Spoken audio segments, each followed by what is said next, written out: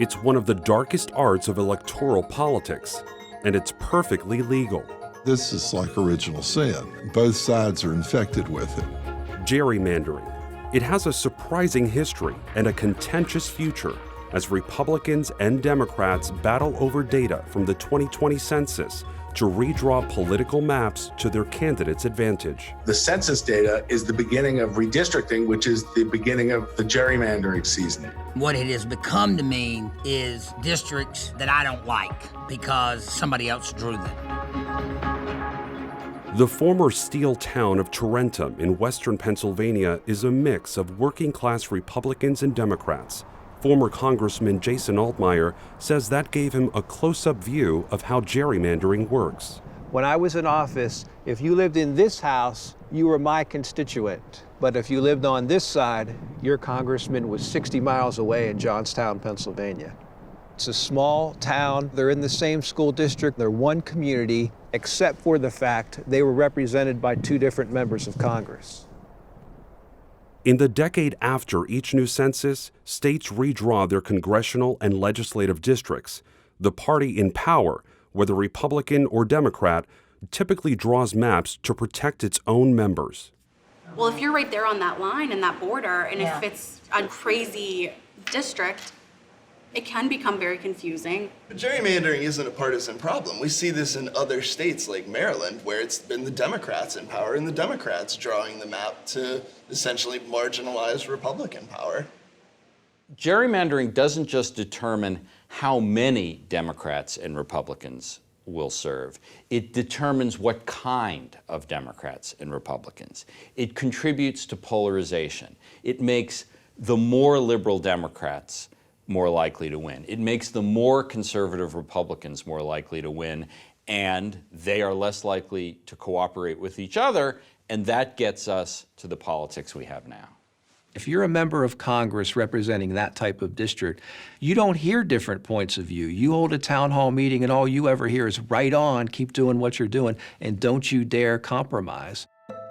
Gerrymandering has been around since the 1800s, but perhaps nowhere has it been more fraught than in North Carolina. One battle began more than 30 years ago when the Supreme Court ruled that the legislature had drawn voting districts in a way that disadvantaged black voters. And in one unanimous decision today, the court said that North Carolina's redistricting plan violated the 1982 Voting Rights Act by reducing black voting power. The court ruled that under the Voting Rights Act, minority groups should have the opportunity to elect their preferred candidates to Congress. Need your help. The remedy? New majority-minority districts, where minority residents of voting age made up more than 50% of the population. In several states, new snake-like district lines were drawn, linking together small pockets of black voters. I feel like things are changing in the right direction. Just want to say hello to you. I'm running for Congress. In the 1992 elections, the new majority-minority districts achieved their goal, and 17 new black representatives were elected to Congress. The new Congress looks more like America than any other Congress in history. Hello, America. One of them was a North Carolina lawyer and activist named Eva Clayton. From 1901 to 1992, no Afro-American had ever represented North Carolina. So that was a beautiful, historical moment. We too sing America. I felt privileged, I felt honored, and I felt humbled and blessed. But for the Democrats who controlled the redistricting process in North Carolina, there was a price to pay. By packing black voters into a limited number of districts, there were fewer Democrats everywhere else. Republicans saw an opportunity to divide and conquer. Let me tell you that the Voting Rights Act has the potential to really shake things up, and frankly, it is frightening to the Democrats. Very quickly, the Republican politicos figured out that if you drew 3 minority-majority districts, it meant that there were 3 incredibly Democrat districts, which meant there were more Republicans in the other 8 or 10 districts. So the Republicans went to the African American community, largely Democratic, and said, let's make a deal. South Carolina, blacks and Republicans are already talking about a crescent-shaped district through the southern part of the state. The alliance when it comes to redistricting between the Republicans, mostly in the South, and the African Americans, mostly in the South, has been called the unholy alliance. The first sign of what a big deal the unholy alliance was the 1994 elections. We will keep our commitment to keep our half of the contract with the help of the American people. There's a new wind blowing, and it is a majority for Republicans. You saw the white Democrats in the South losing seat after seat. Voters sweep Democrats from power in midterm elections and give Republicans control of the House and Senate for the first time in 40 years. So it's an irony. More African American districts meant less Democrats were elected.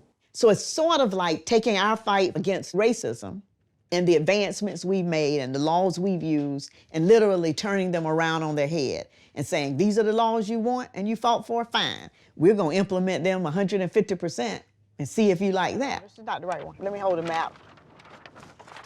Okay. Angela Bryant served in the North Carolina legislature from a carefully drawn district. What's on the left side is in my district. It's one of the few trailer parks that's still in the city.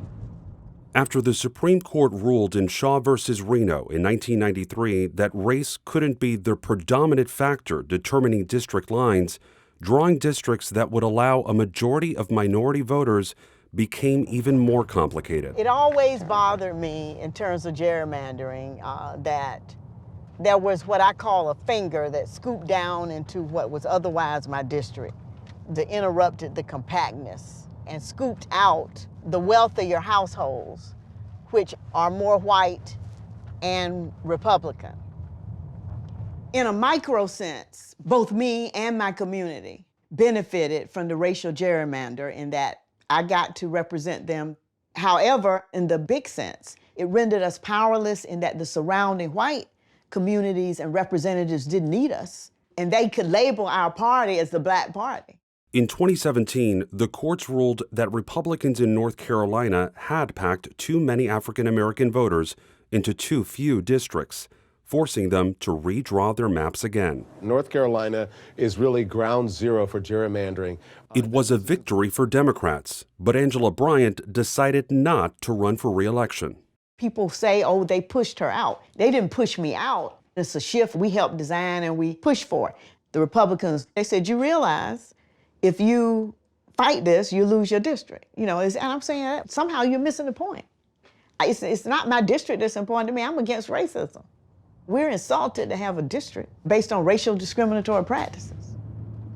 With Republicans firmly in charge of map-making in many states, Democratic groups have gone to court over the years to challenge gerrymandering that they feel reduces their voting power. Democrats don't like the fact that Republicans took over a lot of state legislatures. And what we've seen with Democrats across the country is to look for boogeyman under every rock they can to explain their electoral failures. And of course, it is my opinion that Democrats want to use the courts to do what they can't win at the ballot box, and that is elections. In 2019, the Supreme Court ruled that federal courts shouldn't have a role in determining partisan gerrymandering cases, leaving those decisions to state courts. The long-awaited results of the 2020 census, which will reshape the balance of power in the United States for the next decade, have just been released by... Despite calls from both sides to avoid partisan gerrymandering, legislators in states like Texas want to use the census data to create more Republican seats in Congress, while Democrats hope to do the same in states like New York, as control of the House of Representatives after the 2022 midterm elections hangs in the balance. Here's what the Democrats need to do to fix their problem. They need to go win people back over in areas they've lost, or they need to get the ones they have to move to other places. Great to see you. The problem that Democrats have is they have sorted themselves into like-minded communities, and it makes it very easy to draw lines that advantage the Republican Party because you can put all the Democrats into one single area. And that's not something that's going to change. That's a social trend that is greater and more impactful than just gerrymandering. In a democracy, what we have is a final tool, our votes. That's how people express themselves. 50 years ago, before the days of majority-minority districts, Eva Clayton ran for Congress and lost. When you find people who are in tears because you lost, then you know that you have not only stirred the emotion, but also the hope. Today, the former Congresswoman feels that a minority candidate could run and appeal to everyone, even as she says gerrymandering by both parties has skewed the electoral process. There ought to be some line that you don't cross. How far will you go to control?